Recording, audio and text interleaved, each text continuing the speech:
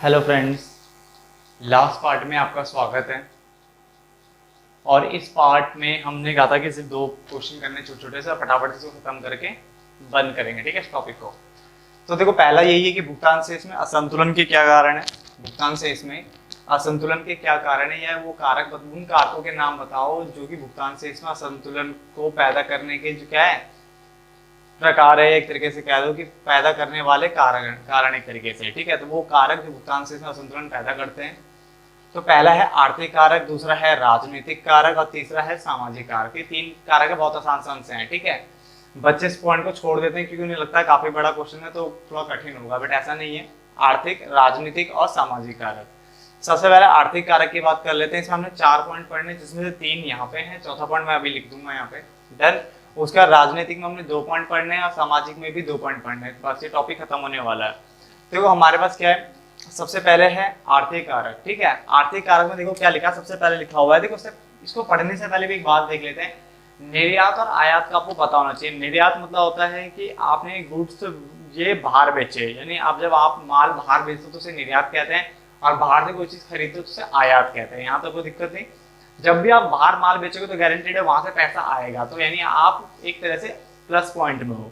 और अगर आपने ही खरीद लिया माल बाहर से तो उसका मतलब आपको पैसा देना पड़ता है, तो माइनस में हो। डन, इतनी बात आपको पता होनी चाहिए। अब सरकार द्वारा विकास पर अत्यधिक खर्च। अब ध्यान दो, देखो क्या लिखा हुआ है, सरकार ने विकास पे ना, डेवलपमेंट एक्टिविटीज पे कुछ ज्यादा ही खर्च करना स्टार्ट कर दिया। तो सरकार अगर विकास पे खर्च करेगी तो गारंटीड है सारे जो बाहर से क्या है आयात करना पड़ जाता है बहुत सारी चीजों का। तो इसमें लिखा है सरकार द्वारा विकास पर अत्यधिक खर्च करने के कारण बड़े पैमाने पर आयात होते हैं। सबसे बड़ी बात, सरकार द्वारा विकास पर अत्यधिक खर्च, और विकास करने के लिए क्या है, बड़े पैमाने पर आयात करेगी सरकार। और जब भी आयात होगा इसका मतलब हम खरीद रहे हैं तो हम घाटे में चले जाएंगे। डन। तो इसके कारण घाटे वाला असंतुलन पैदा होता है, जिसके कारण भुगतान से इसमें घाटे का असंतुलन उत्पन्न होता है। बताओ क्या कठिन था, कुछ भी नहीं था। सरकार द्वारा विकास पर अत्यधिक खर्च, सरकार द्वारा विकास पर अत्यधिक खर्च करने के कारण बड़े पैमाने पर आयात किए जाते हैं, और जिसके कारण भुगतान से इसमें असंतुलन, घाटे का असंतुलन उत्पन्न हो जाता है। दूसरा है व्यापार चक्र। व्यापार चक्र यानी जो आपका साइकिल चल रही है, उसने बोला इसके अंदर क्या होता है, अगर आपके यहाँ तेजी चल रही है, तेजी काफी अच्छा आपका टाइम चल रहा है व्यापार के अंदर, अच्छा खासा सेल वेल सब कुछ हो रहा है, तो तेजी के कारण क्या होता है, तेजी के समय बड़ी मात्रा में निर्यात होता है कि आपके यहाँ बहुत अच्छा काम चल रहा है, तो निर्यात भी बढ़ेगा, और निर्यात बढ़ेगा तो बचत वाला असंतुलन पैदा होगा, क्योंकि आपको पढ़ना है भुगतान से इसमें असंतुलन के कारण। अब असंतुलन 2 तरह से हो सकता है, तो घाटे वाला होगा या बचत वाला होगा। घाटे वाला उस केस में होगा जब आप आयात कर रहे होंगे, और बचत वाला तब होगा जब आप निर्यात कर रहे होंगे। तो यानी तेजी के समय आप निर्यात कर रहे होते हो तो बचत वाला संतुलन होगा। बट अगर आपके व्यापार में मंदी चल रही है, बहुत ज्यादा बेकार, ये बूम की कंडीशन है, ये आपकी रिसेशन बोल दो, उस टाइप की कंडीशन आपकी चल रही है। डन, मंदी वाले, डिप्रेशन, रिसेशन। तो उसने बोला तेजी के समय तो निर्यात, तो बचत वाला संतुलन हो गया, और इसके विपरीत मंदी के समय बड़ी मात्रा में क्या होगा, आयात होगा, और आयात होगा तो क्या होगा, घाटे वाला असंतुलन पैदा होगा। डन। उसके बाद मुद्रास्फीति की ऊंची दर, यानी ये वो कंडीशन है जब आपके यहाँ जो प्राइजेस है वो बहुत ज्यादा हाई हो जाते हैं, और जब प्राइजेस ही हाई हो जाएंगे, गुड्स वुड्स सब चीज की प्राइजेस हाई हो जाएंगे, मुद्रा की वैल्यू भी बेकार हो गई है, ठीक है, लगातार गिरती चली जा रही, तो इसका मतलब ये होता है कि जब आपके यहाँ महंगी हो रही सब चीजें, तो आप अपने यहाँ तो खरीदोगे नहीं, कहाँ से खरीदोगे, बाहर से। खुद सोचो ना कि अगर आपके यहाँ कोई चीज 70 रुपए मिल रही है, और वही चीज अगर आप बाहर देश की खरीदते हो तो वो 40 रुपए की मिलती है, तो आप किसकी खरीदोगे, 40 वाली ही खरीदोगे। तो जब भी मुद्रास्फीति की ऊंची दर होगी तो उस केस में फिर दोबारा से आयात बढ़ जाएंगे, और आयात बढ़ेगा तो घाटे वाला संतुलन पैदा हो जाएगा। तो मेनली जो अभी तक हमने सीखा, हम क्या सीख रहे हैं कि जैसा सरकार ने खर्च करा तो आयात बढ़ा, आयात बढ़ेगा तो घाटे वाला। डन। व्यापार चक्र में तेजी है तो बचत वाला होगा, मंदी होगा तो घाटे वाला संतुलन होगा। डन। मुद्रास्फीति की ऊंची दर, यानी आपके यहाँ गुड्स सर्विसेज के प्राइस जो बहुत ज्यादा हाई होने वाले हैं, तो यानी महंगे होने वाले, तो महंगा होगा तो आप अपने एक चीज को खरीदोगे नहीं, कहाँ से खरीदोगे, बाहर से खरीदोगे, और बाहर से खरीदोगे तो उसे आयात हो बोलते हैं, आयात में क्या होता है फिर दोबारा घाटे का संतुलन पैदा होता है। नेक्स्ट पॉइंट की ओर बढ़ते हैं इसमें। तो पॉइंट नंबर 4 देखिए फटाफट से। पॉइंट नंबर 4 में क्या है, आयात प्रतिस्थापनों का विकास। बच्चे देखो, प्रतिस्थापन मतलब हो गया है जब आप एक चीज के बदले दूसरी चीज का उपयोग कर सकते हो। जैसे मार्केट में गए, आपको कॉफी पीनी थी बट कॉफी नहीं मिली, तो आप क्या पी सकते हो, चाय पी सकते हो, यानी प्रतिस्थापन वस्तु हो गया। ऐसे क्या होता था, आयात प्रतिस्थापन का विकास किया। गवर्नमेंट ने बोला देखो भाई, हम बाहर से माल खरीदते हैं, इससे अच्छा है कि हम वो माल अपने घर पे बनाएं, ठीक है। तो इसका मतलब हम आयात का प्रतिस्थापन बना रहे हैं कि मतलब बाहर से ना लेकर के हम वो अपने घर पे यानी अपने इंडिया के अंदर ही उत्पादन करें उसका। तो जब आयात प्रतिस्थापन का विकास होता है ना, तो इससे आयात आपका कम हो जाता है, क्योंकि आप आयात नहीं करने चाहते हैं, आप वो माल अपने घर पे खुद बनाना चाहते हो। तो आयात कम होगा, आयात कम होगा तो इसका मतलब निर्यात बढ़ने के चांसेस है, और जब आयात आपका कम होता है तो उसके कारण फिर दोबारा क्या होगा, बचत वाला। आयात बढ़ता है तो घाटे वाला, आयात कम हो रहा तो बचत वाला। डन। तो आपके जो पहले 4 पॉइंट है, ये 4 पॉइंट किसके थे, आर्थिक कारक थे आपके सारे। उसके बाद 2 पॉइंट आपके राजनीतिक कारक के हैं, और 2 ही आपके सामाजिक है, जिसमें से एक यहाँ आ चुका है, एक अभी उसमें आ जाएगा। डन। आगे तो राजनीतिक कारक बहुत आसान सा है। सबसे पहले राजनीतिक अस्थिरता, अस्थिरता, ठीक है। तो सबसे पहले इसके कारण विदेशों से प्रत्यक्ष निवेश, जो आपने एफडीआई पढ़ा था, और पोर्टफोलियो निवेश यानी जो आपने क्या पढ़ा था, एफपीआई पढ़ा था, ठीक है। तो विदेशी प्रत्यक्ष निवेश और पोर्टफोलियो निवेश में क्या आती है, कमी आती है। बताओ, बाहर देश से पैसा आना चाहता है, ठीक है, और राजनीतिक अस्थिरता के कारण, यानी जो राजनीतिक जो ड्रामे होते हैं हमारे देश में या किसी भी देश में, ठीक है, उसके कारण क्या होता है कि ये जो निवेश है ना, इन निवेशों में कमी आती है, और निवेश में कमी आएगी तो जो भुगतान से इसका जो जमा पक्ष होता है वो भी क्या हो जाएगा, अपने आप में कम हो जाता है। पैसा ही नहीं आएगा, बाहर से पैसा कहाँ आ रहा है हमारे यहाँ। तो उसका मतलब जब भी राजनीतिक अस्थिरता होगी तो आपके यहाँ जो विदेशी प्रत्यक्ष निवेश था, पोर्टफोलियो निवेश, दोनों में कमी आ जाएगी, और इनमें जब कमी आना स्टार्ट हो जाती है तो भुगतान से जो जमा पक्ष है, यानी जो बचत जो पक्ष था, वो कम हो जाएगा। दूसरा है लोकप्रियवादी नीतियां। जो हमारे नेता लोग जो होते हैं बहुत बड़ी बड़ी फेंकते हैं जब उनके चुनाव नजदीक आते हैं, जब चुनाव नजदीक आएंगे तो बहुत बड़ी बड़ी फेंकना स्टार्ट कर देते हैं। तो ऐसे ही यहाँ पे लिखा हुआ है कि चुनाव के समय सरकार द्वारा अपनाई गई नीतियां, चुनाव के समय सरकार द्वारा अपनाए जाने वाली नीतियों के कारण आयात शुल्क जो होता है आपका, उसमें क्या कर देते हैं, कमी आ जाती है, ठीक है। यानी ऐसी ऐसी नीतियां अपनाते उस टाइम पे ताकि लोगों को सस्ता मिले, अच्छा मिले उस टाइम पे बस। डन। तो उसके कारण क्या होता है, ये आयात शुल्क में ना कमी आ जाती है। और खुद सोचो, जब आयात जो शुल्क है वो कम हो जाएगा तो गारंटीड है जो बाहर का माल है वो सस्ता हो जाएगा, और जब बाहर का माल सस्ता हो जाएगा तो उसका मतलब आयात को क्या मिल रहा है, प्रोत्साहन मिल रहा है, बढ़ा रहे हैं जानबूझ के, ठीक है। और जब आयात बढ़ेगा तो गारंटीड है कौन सा वाला होगा, घाटे में क्या होगी, वृद्धि होने जाएगी। भुगतान से इसके घाटे में क्या होगी, वृद्धि होगी, और भुगतान से इसमें घाटे का असंतुलन पैदा हो जाएगा। डन। बड़ा सिंपल सा पॉइंट था। उसका सामाजिक कारक, सामाजिक में सबसे पहले समाज में जो देखा जाता है वो रुचि और प्राथमिकता देखी जाती है, रुचियों और प्राथमिकताओं में परिवर्तन, रुचियों और प्राथमिकताओं में परिवर्तन। तो उसने मतलब विश्व के विभिन्न भागों में, यानी जो भी देश, बहुत सारे देश संसार जो भी है संसार में, उसने विश्व के विभिन्न भागों में लोगों की रुचियों तथा प्राथमिकताओं के कारण, कि लोग चाहते क्या है, डन, के कारण भी अंतरराष्ट्रीय बाजार में मांग का स्वरूप बदल जाता है। डन। जैसे मान लो अभी चल रहा ट्रेंड चल रहा है कि आपको क्या नाम है, वो पतली नैरो टाइप की जींस पहनने का ट्रेंड चल रहा है, तो लोग आजकल नैरो वाला का डिमांड ज्यादा है, और जो चौड़ी जो पहले जो पहनते थे पुराने लोग, जो जमाने वाले हीरो एंड और पहनते थे, उनका ट्रेंड जो कम होता जा रहा है। डन। तो देखा जाता है कि आज के टाइम पे लोग चाहते क्या है, उनका इंटरेस्ट किस चीज में है, तो उसकी बात कर रहा है। तो लोगों की रुचि और प्राथमिकताओं के कारण भी मांग मतलब डिमांड, ठीक है, उसका स्वरूप बदलता रहता है, ठीक है।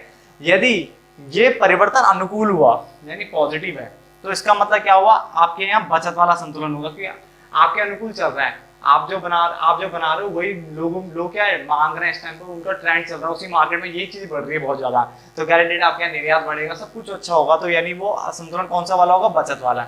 बट अगर यही जो है ना वो प्रतिकूल हो गया, प्रतिकूल मत होता है उल्टा ऋणात्मक, और अनुकूल मत होता है पॉजिटिव यानी धनात्मक। तो नेगेटिव की बात कर रहा है प्रतिकूल, तो अगर प्रतिकूल होगा तो घाटे का संतुलन होगा आपके यहाँ, यानी फेवरेबल हुआ, रुचि प्राथमिकता जो परिवर्तन है अगर वो फेवरेबल होता है यानी अनुकूल होता है तो बचत वाला, और अनफेवरेबल है तो यानी प्रतिकूल है तो घाटे वाला संतुलन पैदा होता है। अब इसका एक और पॉइंट रहता है छोटा सा, ठीक है, यानी जो पॉइंट नंबर 2 है सामाजिक कारक का, वो भी कर लेते हैं फटाफट। तो ये लास्ट पॉइंट देखो उसका फटाफट से। उसके बाद स्वायत्त वाला पॉइंट रहता है, स्वायत्त समायोजक वाला, ठीक है, जो पेपर में सबसे ज्यादा बार पूछा जाता है। तो सीमा रेखा के पूर्वाग्रह, सीमा रेखा के पार पूर्वाग्रह, ठीक है, ये ऐसी स्थिति है जैसे जो ना वॉर वाली सिचुएशन होती है ना, जैसे इंडिया पाकिस्तान की, तो ऐसे देशों के बीच में ये उत्पन्न होती है, ठीक है। तो इसके अंतर्गत ऐसी स्थिति उत्पन्न हो जाती है जिससे कैसी हालत होगी कि महंगे आयात खरीदने, यानी आयात को महंगा कर दिया ताकि आयात पर प्रतिबंध लगाया जा सके, और निर्यात को सस्ता करते ताकि वो कंट्री हमारे ऊपर डिपेंड हो जाए।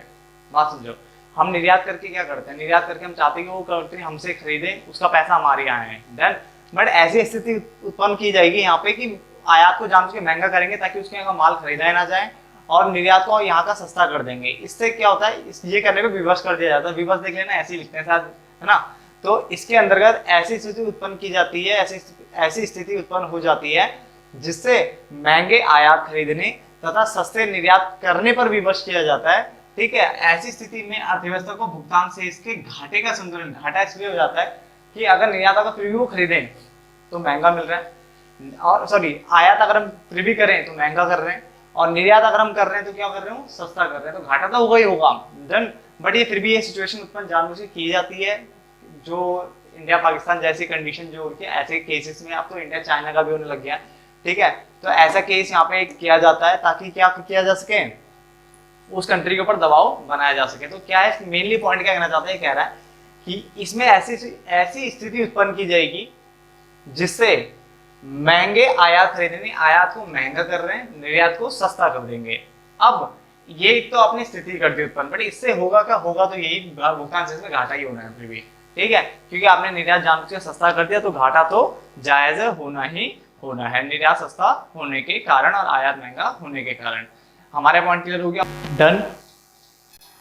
हेलो फ्रेंड्स, तो आगे बढ़ते हैं।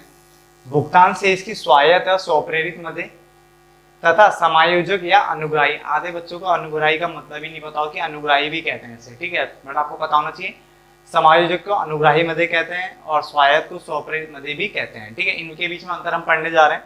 इंग्लिश में देखें तो ऑटोनोमस आइटम्स इसका नाम है, और इसका है एकोमोडेटिंग आइटम्स इसका नाम है। इंग्लिश में एक ही नाम है इनका। डन।